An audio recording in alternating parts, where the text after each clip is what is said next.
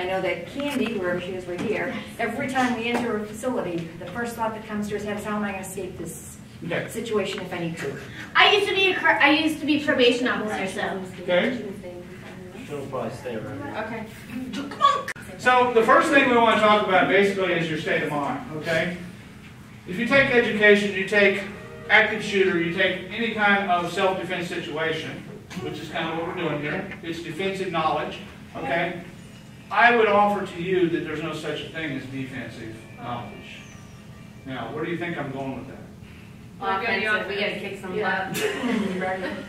Well, we can do a couple techniques. Yes. I was kind of more into the mind games tonight, but we can do those as we go on, because as far as I know, I don't really have a time limit. You guys may. We're here for at least a couple hours.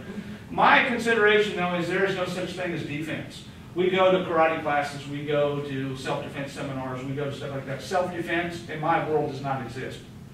And you say, what are you talking about? Well, defense means you're already behind the curve. Okay? There's only one word, it's offense. It should be self-offense.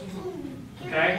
Defense means you're walking along oblivious to whatever's going on, and all of a sudden something doesn't fit right, doesn't feel right, so you come up with a plan to defend that.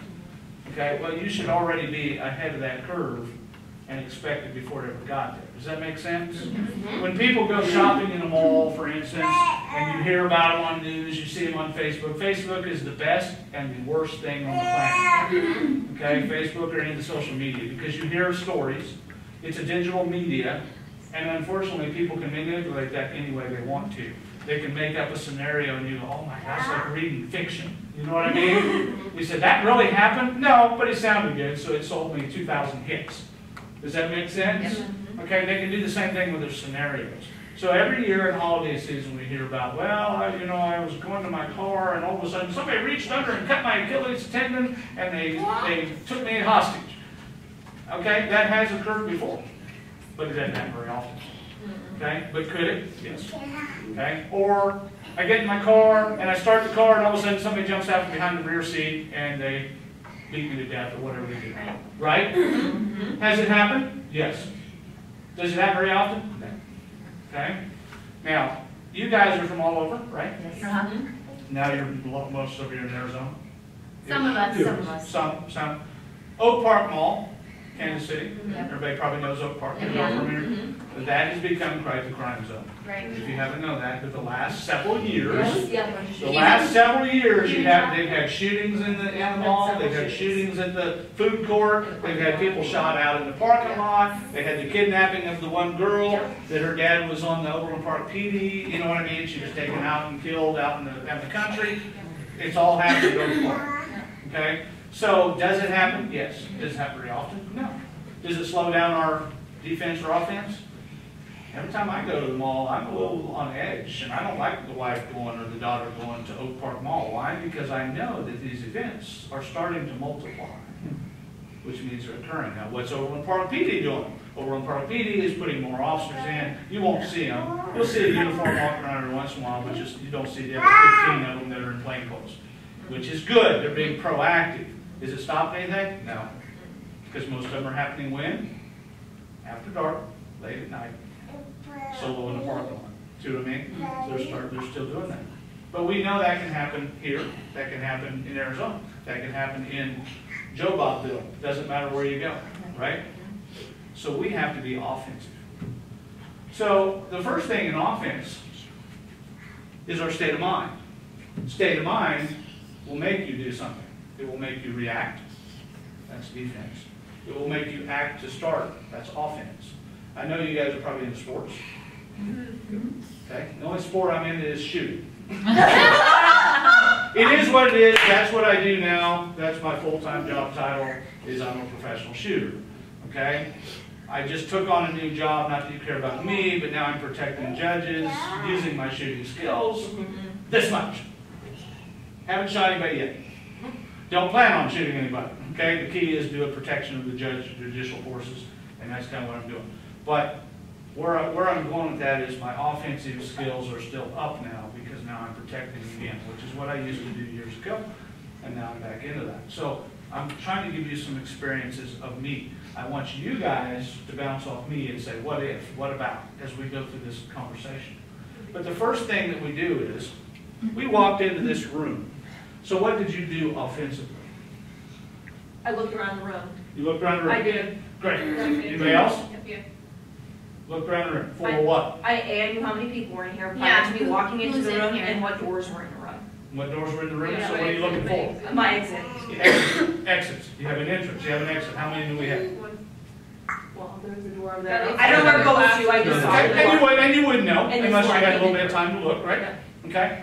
But do you not have an exit? Yes, Yes, that whole thing, windows, got chairs to break through. Christy, Dude. shutting me out. You go through anything you can get the whole thing. Go. Okay, so let's shift the gears and say, No, oh, we no. can use those, we can break those, they're thick glass. Okay, No, there's so not. There's Chairs and tables. let's go active shooter that we talked about. Depends on where you're at.